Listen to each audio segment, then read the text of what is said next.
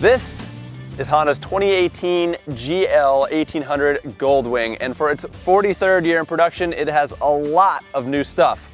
Bike basically hasn't been updated since 2001, so all those years later, after all that time, Honda has poured a lot of technology into this bike. First thing you're going to notice is it's quite a bit smaller and sleeker. They have pared it down. It's got a smaller windscreen, it's got a narrower fairing, it's got smaller saddlebags. So overall, dimensionally, it's quite a bit smaller than it was.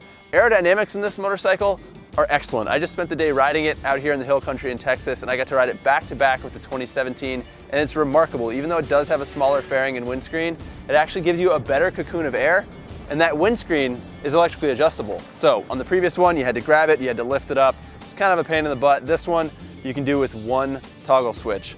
Speaking of switches, 2018 bike has a lot less of them. Previously, it was the most button-happy motorcycle out there. I mean, the 2017 Goldwing has over 50 buttons on the dash. This one has significantly less. It has a modern interface, a big 7-inch full-color TFT dash, and just totally updated way to control all of this bike's features.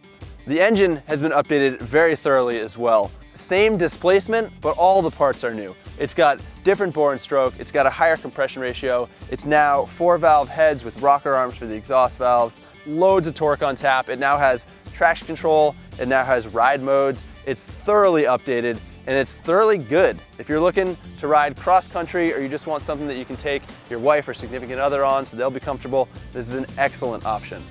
It's got a 6-speed transmission on this bike, which is a manual, but you can also get it in a dual clutch transmission version, which is a 7-speed. So they are really stepping it up and giving you that low RPM cruising capability on the freeway. This is the touring model, so it's got the tall windscreen and it's got the top case, and it's ringing in at $26,700, so not a small amount of cash. And while it does have a lot going for it in terms of added benefits compared to the outgoing model, a few areas where it is lacking is in luggage capacity. It's down 40 liters. It's also down a gallon in gas, so you're down to 5.6 gallons. But Honda says that this engine is 20% more efficient, so they're claiming the same range of about 240 to 250 miles.